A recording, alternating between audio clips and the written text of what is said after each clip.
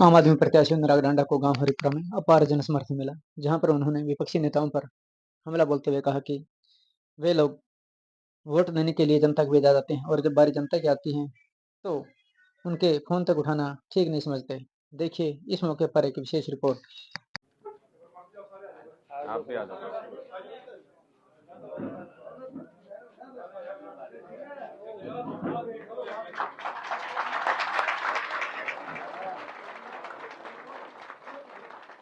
ये पटरी सारे गांव की तरफ से बांधी गई है। बहुत बहुत धन्यवाद।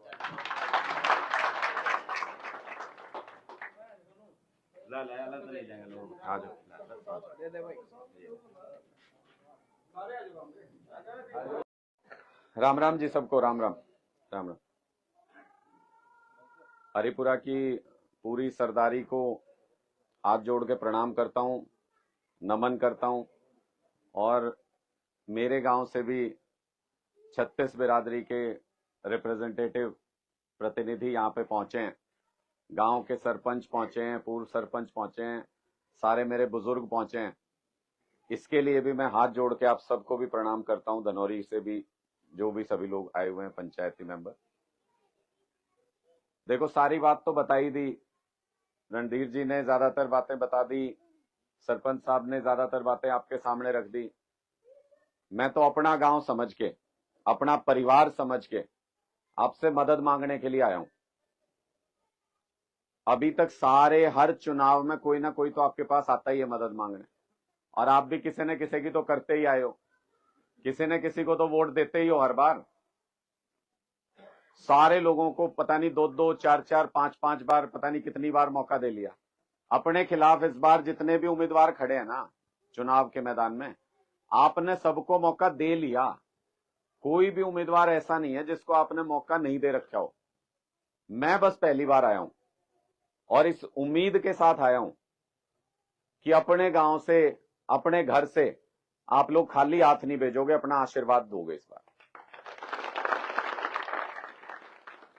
और हम लोग तो, मेरा राजनीति से कोई वास्ता नहीं है। हमने तो अपनी इंजीनियरिंग की पढ़ाई की, इंजीनियरिंग में नौकरी की, फिर पत्रकारिता में नौकरी की। हां, तजुर्बा है। सारी राजनीति अंदर बाहर देखी है। सारी बड़ी पार्टियां राष्ट्रीय स्तर पे, नेशनल लेवल पे, इनके बड़े बड़े नेता, कैसे क्या प्लानिंग होती है, कैसे पार्टियां चलती हैं, कैसे सरकार बनती है और कैसे गिरती हैं। 15-20 साल तक मैंने पूरे हिंदुस्तान में मीडिया की कवरेज की है। जितने बड़े चैनलों के नाम आप जानते हो, आज तक, जी न्यूज, न्यूज 18 इंडिया, जितने बड़े चैनलों के नाम आप जानते हो, सब में काम करके आया हूं, मैनेजमेंट के लेवल तक काम करके आया हूं। और उसके बाद नौकरी छोड़ के आया हूं, लाखों रुपए की तनख्वाह छोड़ के फिर सेवा करने के लिए आया हूं आपके बीच में। बाकी सारे राजनेता जितनों को भी आपने आज तक परखा है, या जो भी इस बार भी चुनाव के मैदान में, वो राजनीति मजबूरी में करते हैं ज्यादातर लोग। मजबूरी का मतलब कि भाई बाकी कोई काम नहीं, परिवार में यही चला आ रहा है, तो उसी नाते से अपना राजनीति करते आ रहे हैं। मैं राजनीति मजबूरी में नहीं कर रहा, मैं अपनी मर्जी से कर रहा हूं।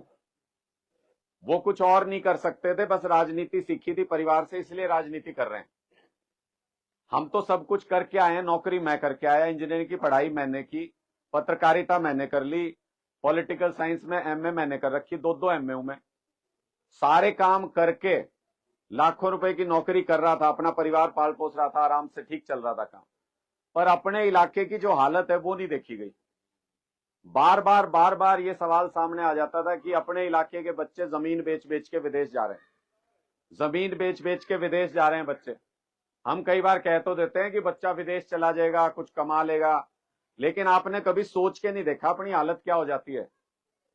अपनी हालत कैसी हो जाती है आपने सोच के नहीं देखा। अब जब से मैं सामाजिक जीवन में आया हूं, मैंने देखे हैं वो तजुर्बे, मैंने वो उदाहरण देखे। आपके साथ 2 उदाहरण साझा कर रहा हूं, और फिर आप बताना कि मेरा निर्णय राजनीति में आने का सही था कि नहीं था। एक बार मेरे पास एक पिता का रोते हुए फोन आया। फोन पे गिड़गिड़ा रहे थे, रो रहे थे बुरी तरह से। बोले जी मेरा इकलौता बच्चा अमेरिका गया हुआ था, और वहां पे उसका एक्सीडेंट होके उसकी मौत हो गई। बोले 15 दिन से मैंने सब कुछ कोशिश कर ली, मेरे बच्चे के पार्थिव शरीर को वापस नहीं ला पा रहा।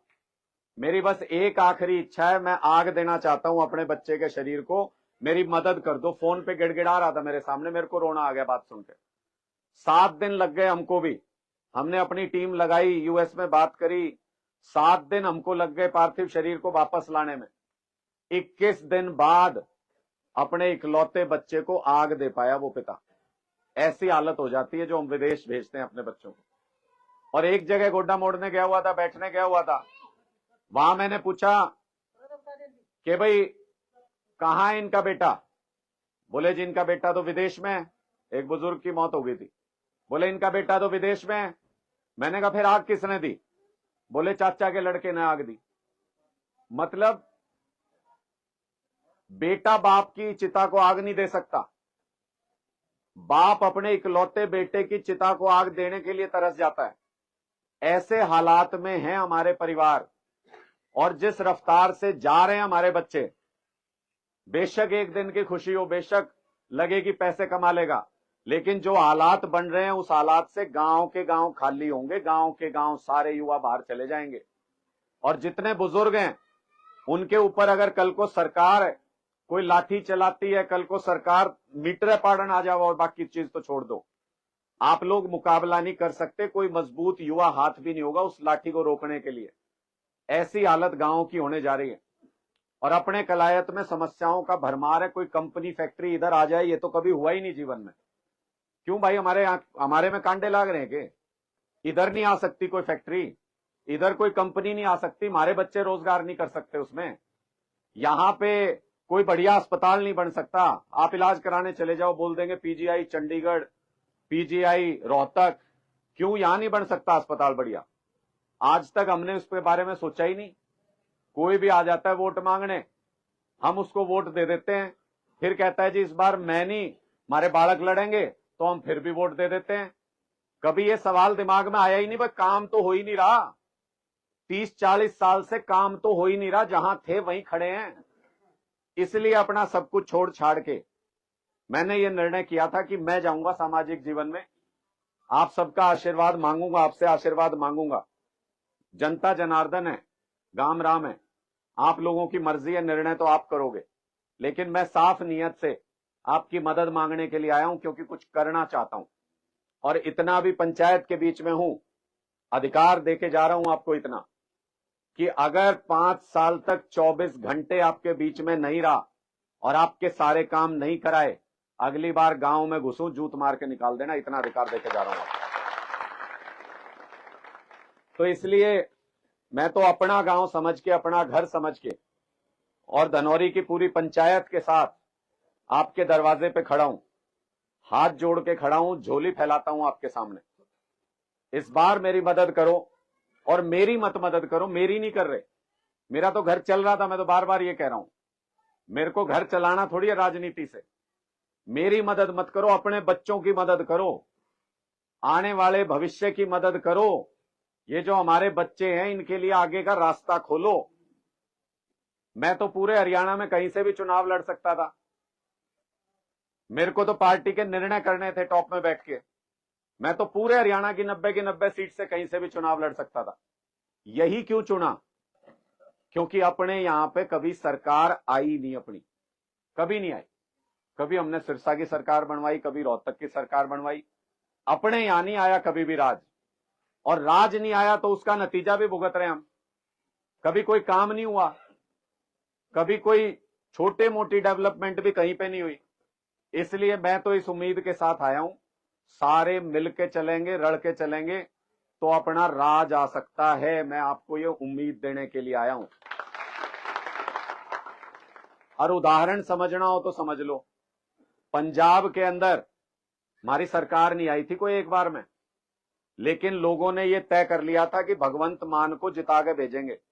अकेले को जितवा के भेजा था पंजाब के अंदर से भगवंत मान को। उसके बाद देख लो दूसरे झटके में क्या हुआ, आपके सामने है सब कुछ, आप सब कुछ देखते हो। इसलिए ताकत तो बनाने से बढ़ती है, अगर अपने आदमी को मजबूत करोगे।